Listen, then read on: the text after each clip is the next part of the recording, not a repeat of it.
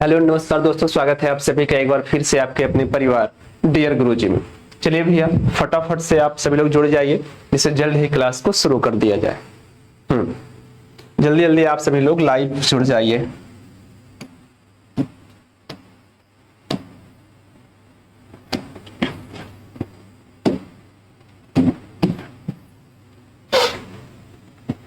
यहां पर देखो कहा गया, चंद्रगुप्त मौर्य के इस प्रसिद्ध राजनीतिक सलाहकार को निम्नलिखित सभी नामों से जाना जाता था। इसके अलावा यानी किसके अलावा चंद्रगुप्त मौर्य के इस प्रसिद्ध राजनीतिक सलाहकार को निम्नलिखित सभी नामों से जाना जाता था। इसके अलावा यानी इनमें से कोई एक नाम ऐसा है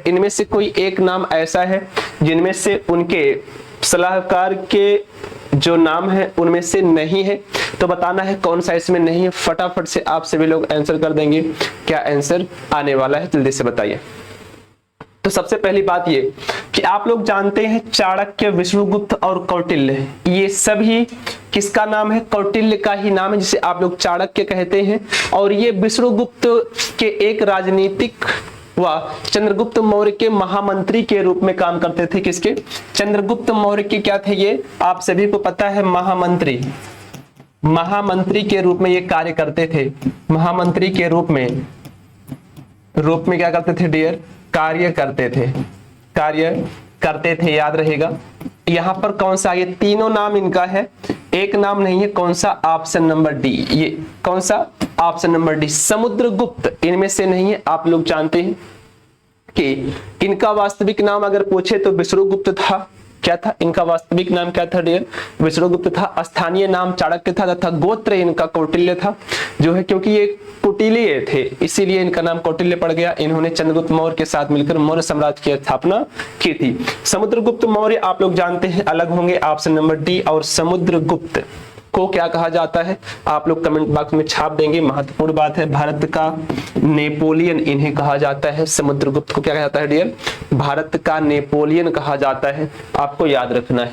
अगला, कादंबरी के लेखक कौन है? जल्दी से बताओ, इनमें से कादंबरी के लेखक कौन है? तो आप सभी को पता है कादंबरी के लेखक कौन है डियर? तो इसमें से क्या है? कालिदास है, कौटिल्य है, हर्ष है। तो बाणभट्ट कौन है? जो बाणभट्ट हैं। आप सभी को फटाफट रिवीजन करते रहेंगे, क्योंकि आप सभी को पता है कादंबरी संस्कृत साहित्य का एक महत्वपूर्ण उपन्यास है, जिसकी रचना संस्कृत कवि एवं गद्य लेखक बाणभट्ट ने की थी। आपको याद रखना है। क्लियर है डियर? आगे देखो, नेक्स्ट कहा गया है, मुगल वंश के पहले सम्राट बाबर ने अपनी देशीय भाषा जगताई तुर्की में अपनी आत्मकथा लिखी है, और इस पुस्तक का नाम क्या है? जल्दी से बताना है। सम्राट बाबर ने अपनी देशीय भाषा जगताई तुर्की में अपनी आत्मकथा लिखी है। इस पुस्तक का नाम क्या है? फटाफट से छाप के बता देंगे कि इस पुस्तक का नाम क्या है डियर? जल्दी जल्दी से बताएंगे। हाँ, तो बाबरनामा बहुत ही आसान है। क्या है बाबरनामा? आपको पता है बाबर ने बाबरनामा में लिखा है। इसको अगर हम तुजुक ए बाबरी भी कहते हैं। अरबी फारसी भाषा में क्या कहते हैं? तुजुक ए बाबरी, क्योंकि अधिकतर फारसी भाषा में ही ये चीजें होती हैं। तो क्या है? तुजुक ए बाबरी। इसे क्या कहते हैं डियर? तुजुक ए बाबरी कहते हैं। अगर मान लो कहीं पर बाबरनामा नहीं है, क्या है? बाबरनामा के अलावा तुजुक ए बाबरी है, तो आपको कंफ्यूज नहीं होना है। तुजुक ए बाबरी या बाबरनामा दोनों एक ही है, याद रखना है। तो ऑप्शन नंबर बी जितने लोग आंसर कर रहे हैं उन सभी का एकदम से सही होगा। फटाफट से बढ़ते चलते हैं आगे प्रश्न पर। तारीख ए फिरोज शाही, देखो अब आ गया तारीख ए फिरोज शाही के लेखक कौन है? जल्दी से बताएंगे। तारीख ए फिरोज शाही के लेखक कौन है? हाँ,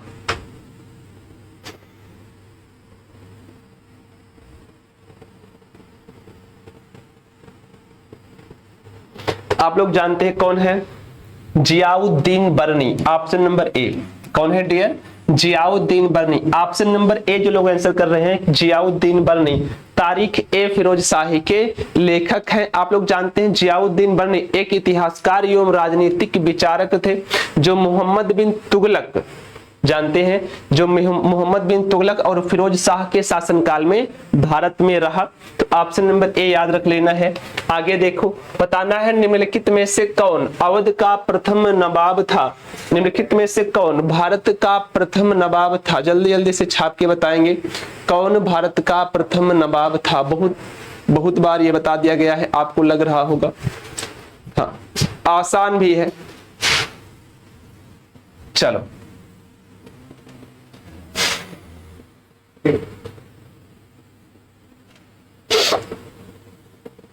फटाफट बताएंगे।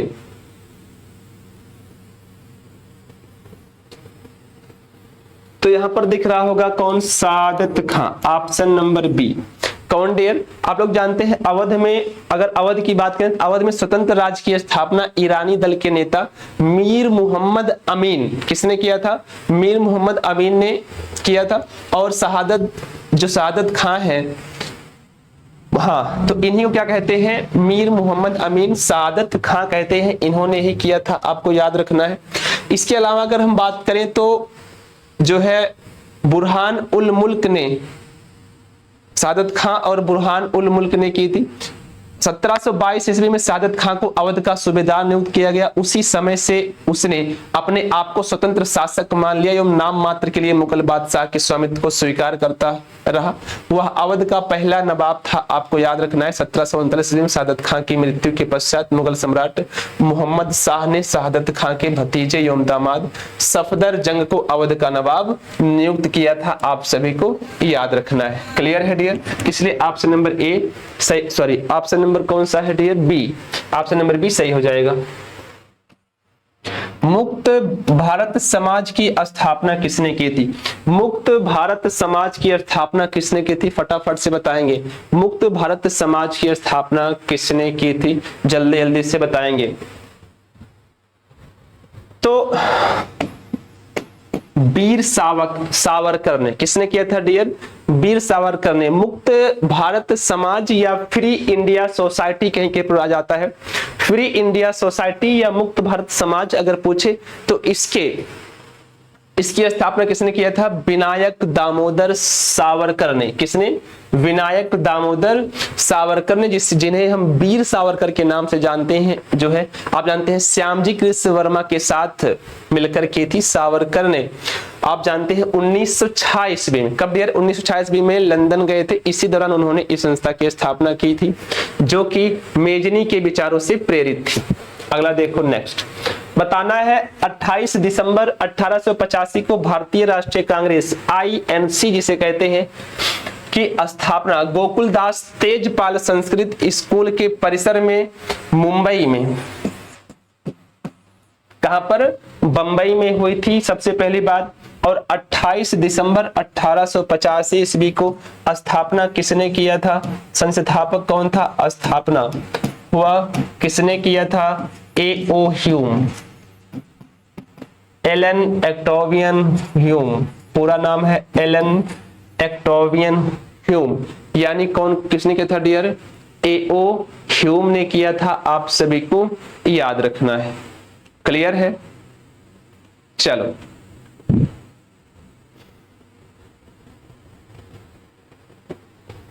तो आप सभी को याद रखना है। हाँ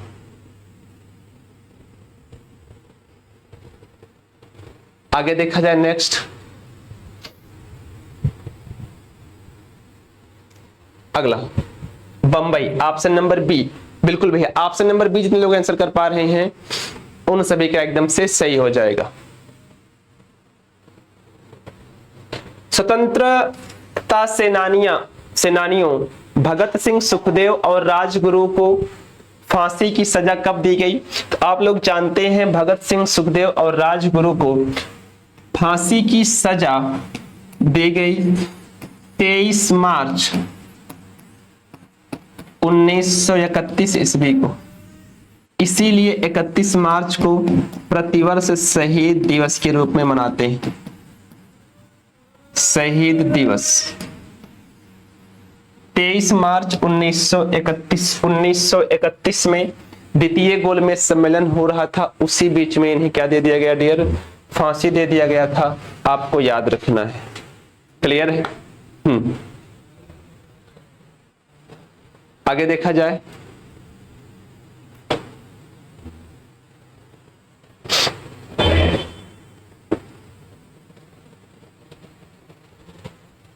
कहा गया स्वतंत्र भारत में किसी राज्य की प्रथम महिला राज्यपाल कौन थी? तो स्वतंत्र भारत में किसी राज्य की प्रथम महिला राज्यपाल के बारे में अगर पूछे दिया तो कौन है? Sarojini Naidu, option number D. कौन है भैया? Sarojini Naidu, option number D. जितने लोग आंसर कर पा रहे हैं उन सभी का सही है। और इनके बारे में दो प्रथम आता है। एक तो पहली बार स्वतंत्र भारत में किसी राज्य की प्रथम महिला राज्यपाल है। इसके अलावा ये कांग्रेस की पहली महिला अध्यक्ष भी थी। क्या थी? कांग्रेस की पहली महिला अध्यक्ष। इनकी उपाधि एक और है, कांग्रेस की पहली महिला अध्यक्ष। पहली महिला अध्यक्ष कौन थी? आप लोग जानते हैं, सरोजनी नायडू। सरोजनी नायडू थी। कौन थी डियर? सरोजनी नायडू थी। आपको याद रखना है, सरोजनी नायडू के अलावा हम बात करें कब थी तो 1925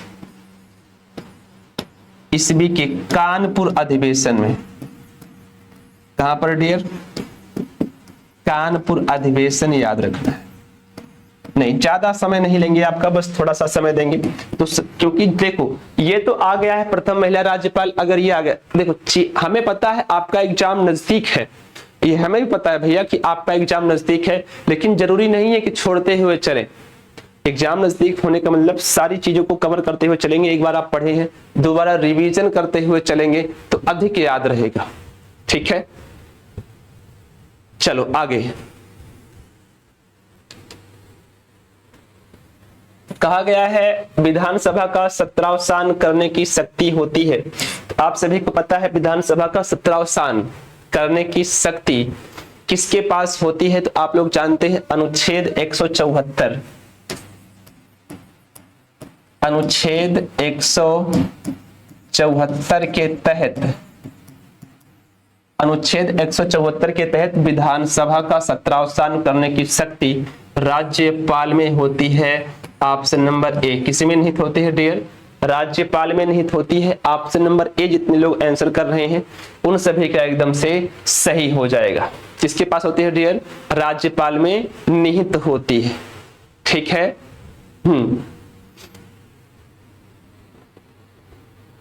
कहा गया है भारत के संविधान में निम्न में से किसके विरुद्ध अभियोग चलाने का प्रावधान नहीं है डियर?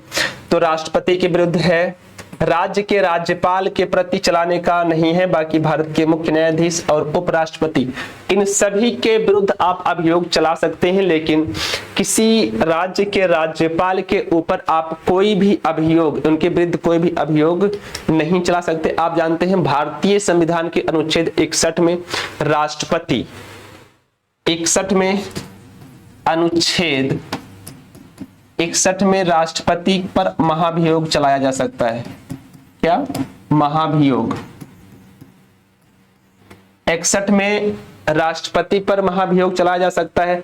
61 खा में उपराष्ट्रपति पर, 61 खा में उपराष्ट्रपति पर चल सकता है। क्या डियर? 61 खा में उपराष्ट्रपति पर चल सकता है। और 124 के 4 में उच्चतम न्यायालय के न्यायाधीशों के विरुद्ध चल सकता है। कहां है? 124 के 4 में उच्चतम न्यायालय के न्यायाधीशों के विरुद्ध भी अभियोग चलाने का प्रावधान का उल्लेख किया गया है। तो आप सभी को पूरा याद रखना है। यहाँ पर ऑप्शन नंबर बी, जो लोग आंसर कर पा रहे हैं डियर, उन सभी का पूर्णतः सही हो जाएगा। आपको याद रखना है। ठीक है। कहा गया है भारतीय राज्यों में मुद्रा बिल होने के लिए एक बिल को कौन प्रमाणित करता है? याद रखना, भारतीय राज्यों में मुद्रा बिल होने के लिए एक बिल को कौन प्रमाणित करता है? फटाफट से बताएंगे कौन प्रमाणित करता है। हाँ,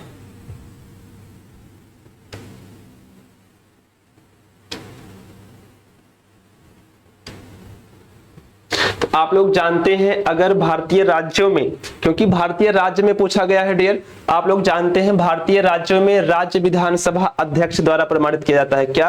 राज्य विधानसभा के अध्यक्ष द्वारा प्रमाणित किया जाता है, क्योंकि राज्य पूछा गया है। ध्यान दीजिएगा, भारतीय राज्य में मुद्रा बिल होने के लिए, मुद्रा बिल होने के लिए एक बिल को कौन प्रमाणित करता है? तो राज्य विधानसभा का अध्यक्ष पारित करता है। लेकिन अगर धन विधेयक को, जो धन विधेयक होता है, धन विधेयक को लोकसभा अध्यक्ष द्वारा प्रमाणित किया जाता है। डियर याद रखना, धन विधेयक को लोकसभा अध्यक्ष द्वारा प्रमाणित किया जाता है। और आप जानते हैं धन विधेयक का उल्लेख भारतीय संविधान के अनुच्छेद 110 में दिया गया है। आपको यह भी याद रखना है। पहली बात तो सभी चीज एक बार देख लो, सभी धन विधेयक वित्त विधेयकों की श्रेणी में आते हैं और धन विधेयक वित्त विधेयक भी होते हैं, किंतु सभी वित्त विधेयक धन विधेयक नहीं है। केवल वे वित्त विधेयक ही धन विधेयक होते हैं जिनका उल्लेख संविधान के अनुच्छेद 110 में किया गया है और धन विधेयक को लोकसभा अध्यक्ष द्वारा प्रमाणित किया जाता है। लेकिन अगर भारतीय राज्य में बात करें तो राज्य विधानसभा अध्यक्ष प्रमाणित करता है। याद रखेंगे। अगला देखो, दक्षिण भारत की नदियां प्रमुख रूप से निम्नलिखित में से कौन सा अपवाह तंत्र रखती हैं?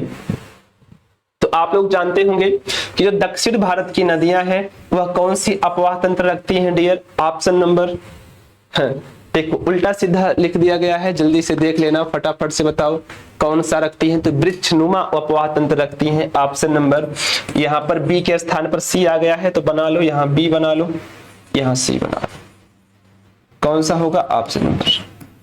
बस जो भी है वृक्षनुमा समझ लीजिए, ऑप्शन जो भी हो, बस आपको समझना है कि कौन सा बनाती हैं, वृक्षनुमा बनाती हैं, आपको याद रखना है। ठीक है। कहा गया खादर और बांगर निम्नलिखित में से किस प्रकार की मिट्टी है? तो जलोढ़ मिट्टी की दोनों प्रकार है। क्या है? जलोढ़ मिट्टी। आप लोग जानते हैं जलोढ़ मिट्टी की दोनों प्रकार है। यह काली मिट्टी दी गई है। काली मिट्टी आप जानते हैं कि कपास की खेती के लिए सबसे ज्यादा उपयुक्त होती है, इसीलिए इसका नाम काली कपासी मिट्टी भी कहा जाता है। आप सभी को इसे पूर्णतः याद रखना है। खादर और बांगर की बात करें तो यह जलोढ़ मिट्टी का एक क्या है? प्रकार है। जो खादर है वो नवीनतम, जो खादर है वह क्या है? नवीन जलोढ़क है, जबकि बांगर पुराना जलोढ़क है। यानी इसे नवीन मिट्टी कहते हैं, इसे पुरानी मिट्टी के नाम से भी जानते हैं। याद रखना, सूर्यमुखी की खेती के लिए किस प्रकार की मिट्टी सबसे अच्छी होती है? जल्दी से बताएंगे, फटाफट छापेंगे डियर, कौन सा आंसर आने वाला है? हाँ, आप लोग जानते हैं अगर हम बात करें तो सूर्यमुखी की खेती के लिए हम किस प्रकार की मिट्टी को अच्छी मानते हैं? तो जो है रिगर या रेगुर मिट्टी, इसे हम क्या कहते हैं? काली मिट्टी भी कहते हैं, काली मिट्टी। तो ये सूरजमुखी के लिए भी और कपास के लिए भी, कपास के लिए भी सर्वाधिक उपयुक्त, सर्वाधिक उपयुक्त है। ऑप्शन नंबर ए। क्लियर है? जितने लोग ऑप्शन नंबर ए आंसर कर पा रहे हैं उन सभी का पूर्णतः सही है। ठीक है। अगला, गोथार्ड बेस सुरंग किस देश में स्थित है? स्विट्जरलैंड। गोथार्ड बेस सुरंग किस देश में स्थित है डियर? तो स्विट्जरलैंड में स्थित है। ऑप्शन नंबर ए जो आंसर कर पा रहे हैं उनका पूर्णतः सही हो जाएगा। 116 नंबर का ए। ये कहां पर स्थित है डियर? आप लोग जानते हैं स्विट्जरलैंड में स्थित है और यह दुनिया की सबसे लंबी तथा सबसे गहरी रेलवे सुरंग है। याद रखेंगे क्या है? दुनिया की सबसे लंबी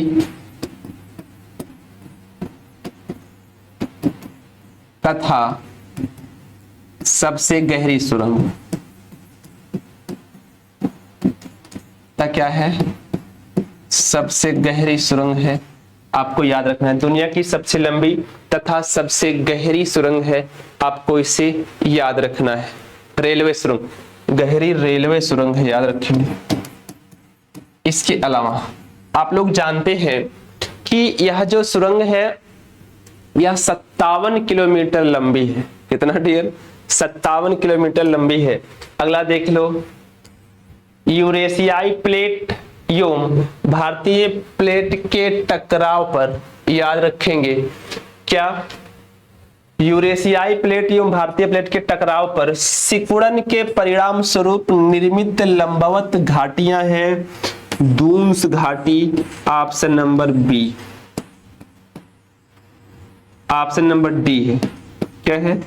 ऑप्शन नंबर डी, दूंस यूरेशियाई प्लेट एवं भारतीय प्लेट के टकराव पर सिकुड़न के परिणाम स्वरूप निर्मित लंबवत घाटियां। कौन सा होगा? दूंस होगा। आपको याद रखना है, कुछ और याद नहीं रखना है, ठीक है? हाँ,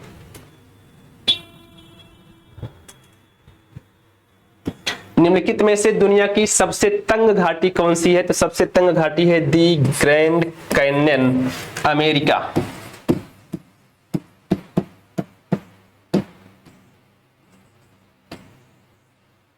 दी ग्रैंड कैन्यन दुनिया की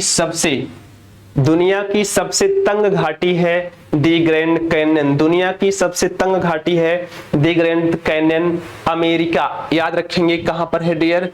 अमेरिका में है, आप सभी को याद रखना है। और अगर पूछे अमेरिका में कहां, तो एक है एरिजोना प्रांत। अमेरिका में एक क्या है? अमेरिका के एरिजोना प्रांत है, वहां पर स्थित है। अगर ज्यादा टफ करे क्वेश्चन तो पूछ लेता है, अन्यथा पूछता नहीं। क्या होगा? एरिजोना प्रांत।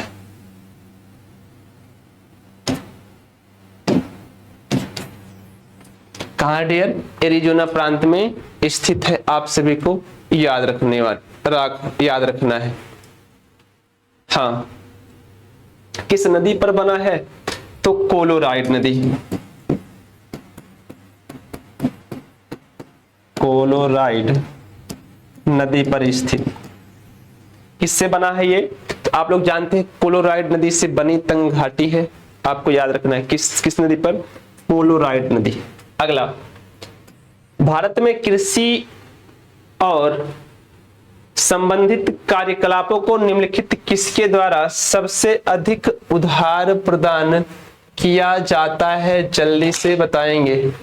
हाँ, तो कौन सा है? भारत में कृषि और संबंधित कार्यकलापों को किसके द्वारा सबसे अधिक उधार प्रदान किया जाता है? तो वाणिज्यिक बैंक। Option number B. आसान सा है, जल्दी लगाते चलो।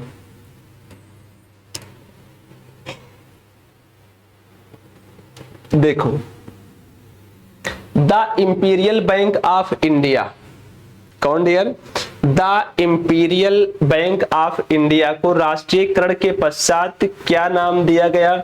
इसे दिया गया भारतीय state bank, SBI, state bank of India. क्या दिया गया? स्टेट बैंक ऑफ इंडिया, जिसे आप कहते हैं SBI कहा गया।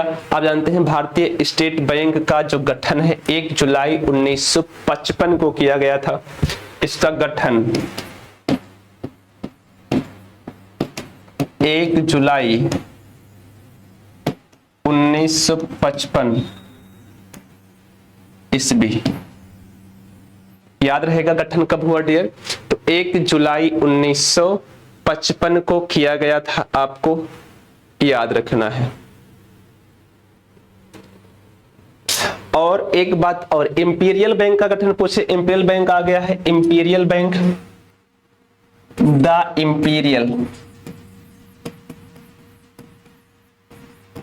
Imperial bank. आप लोग जानते हैं इसका जो गठन है, इसका गठन पहली बात बॉम्बे, मद्रास तथा बंगाल तीनों का विलय कर 1921 ईस्वी में द इंपीरियल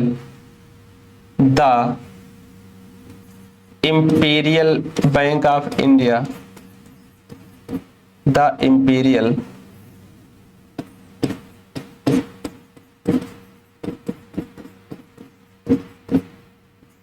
बैंक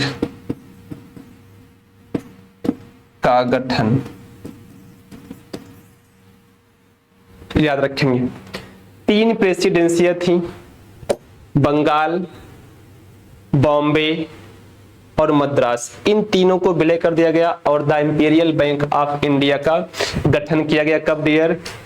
1921 ईस्वी में गठन किया गया। याद रखें कब किया गया? 1921 ईस्वी में किया गया। अगर आपसे डेट पूछे तो कब है? 27 जनवरी। इंपीरियल बैंक ऑफ इंडिया का गठन। अगला, नाबार्ड का विस्तृत रूप क्या है? नाबार्ड का विस्तृत रूप क्या है? जल्दी से बताएंगे। तो National Bank for Agriculture and Rural Development, option number B. National Bank for Agriculture and Rural Development, option number B. जो लोग आंसर कर पा रहे हैं डियर, उन सभी का एकदम से सही हो जाएगा। आप लोगों को इसे याद रखना है। इसका पूरा नाम राष्ट्रीय कृषि और ग्रामीण बैंक, अगर हिंदी में कहें तो राष्ट्रीय कृषि, राष्ट्रीय कृषि, याद रखा, राष्ट्रीय कृषि एवं ग्रामीण विकास बैंक, एवं ग्रामीण विकास बैंक। याद रहेगा डियर, राष्ट्रीय कृषि एवं ग्रामीण, क्या रहेगा? राष्ट्रीय कृषि एवं ग्रामीण विकास बैंक नाम है। इसकी स्थापना अगर पूछ ले तो 12 जुलाई 1982 स्थापना, 12 जुलाई 1982 ईस्वी,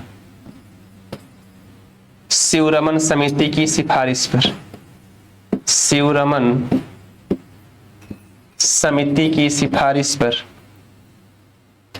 समिति की सिफारिश पर गठन, सिफारिश पर इसका स्थापना कब किया गया था डियर? आप सभी को याद रखना है, 12 जुलाई 1982 को किया गया। National Bank for Agriculture and Rural development इसका फुल फॉर्म है। हिंदी में कहेंगे राष्ट्रीय कृषि एवं ग्रामीण विकास बैंक। स्थापना 12 जुलाई 1982 शिवरमन समिति के सिफारिश पर किया गया। आपको याद रखना है। क्लियर है? चलो, इसका मुख्यालय पूछ ले तो महाराष्ट्र, मुंबई। मुख्यालय याद रखना, मुख्यालय महाराष्ट्र, मुंबई। अगला देखो नेक्स्ट,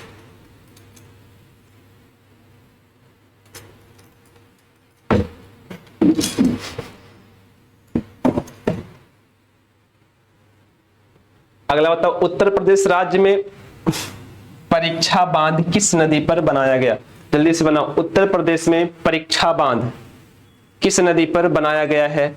फटाफट से छाप दो आप लोग, क्या आंसर आने वाला है। उत्तर प्रदेश की बात आती है, आप लोगों को पता है उत्तर प्रदेश विशेष जरूर आएंगे, आपको याद रखना है।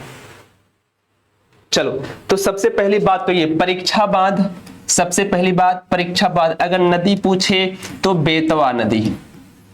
कहां पर? बेतवा नदी। अब आपको यह पता होना चाहिए बेतवा नदी कहां बहती है? उत्तर प्रदेश के झांसी में। कहां पर? उत्तर प्रदेश के झांसी में बेतवा नदी, जहां पर क्या है? परीक्षा बांध। वहीं रानी लक्ष्मीबाई खूब लड़ी मर्दानी, कौन थी? झांसी वाली रानी। वहीं पर यह परीक्षा बांध याद जो है आपको याद रखना है। और इसी नदी पर सुकमा डुकमा बांध भी है, याद रखना है। कौन सा है? सुकमा डुकमा बांध, राजघाट बांध, ये सभी है, लेकिन सुकमा डुकमा नहीं आता है, लेकिन राजघाट बांध जरूर आता है। कौन सा डियर? राजघाट बांध। यूपी विशेष आ गए। उत्तर प्रदेश के निम्नलिखित में से किस जिले में केंद्र सरकार की अफीम की फैक्ट्री, अरे वाह, अफीम की फैक्ट्री कौन सा है जानते हो भैया? गाजीपुर वाले बहुत ज्यादा अफीम का प्रयोग करते हैं। कहां पर? गाजीपुर जिले में अफीम की जो है क्या है, फैक्ट्री है। तो ऑप्शन नंबर बी जितने लोग आंसर कर रहे हैं डियर, उन सभी का एकदम से सही हो जाएगा। ठीक है, चलो अगला है, हरिश्चंद्र अनुसंधान संस्थान कहाँ स्थित है डियर? तो हरिश्चंद्र अनुसंधान संस्थान के बारे में बात करें तो अभी वही इलाहाबाद, प्रयागराज। हरिश्चंद्र अनुसंधान संस्थान कहाँ स्थित है? तो इलाहाबाद, प्रयागराज में स्थित है। आप सभी को याद रखना है। कहां पर डियर? इलाहाबाद, प्रयागराज में स्थित है। आगे देखा जाए नेक्स्ट। हाँ चलो, कहा गया है चंद्रप्रभा वन्यजीव अभयारण्य उत्तर प्रदेश के किस जिले में स्थित है? तो यह आप जानते हैं उत्तर प्रदेश का चंदौली जिला, चंदौली चकिया। चंद्रप्रभा वन्यजीव अभयारण्य उत्तर प्रदेश किस जिले में स्थित है डियर? तो चंदौली जिले में स्थित है। आप सभी को याद रखना है। कहां है? वर्तमान में चंदौली जिले में स्थित है। क्लियर है? चलो, कहा गया है कानपुर में 1966 में स्थापित किस विश्वविद्यालय का नाम एक मराठा राजा के नाम पर रखा गया? छत्रपति शिवाजी महाराज विश्वविद्यालय, राजा राम तो होगा नहीं, पेशवा बालाजी होगा नहीं। अब छत्रपति शिवाजी महाराज विश्वविद्यालय, छत्रपति साहू जी महाराज विश्वविद्यालय। देखो इतनी कंफ्यूजन की बात आई है, तो आप लोग जानते हैं छत्रपति शिवाजी नहीं, छत्रपति साहू जी महाराज विश्वविद्यालय होगा। Option number C. ठीक है डियर? हाँ, तो आपको पता है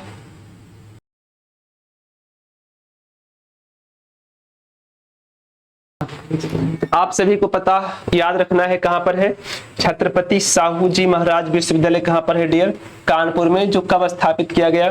1966 ईस्वी में स्थापित किया गया। आप सभी को याद रखना है।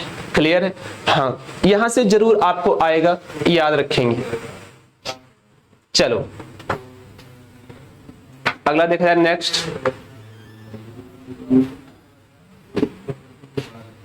कहा गया है बीएचयू किस शहर में है? बहुत आसान, दुनिया का सबसे आसान प्रश्न है। बीएचयू कहाँ स्थित है? आप लोग जानते हैं बीएचयू उत्तर प्रदेश के वाराणसी में।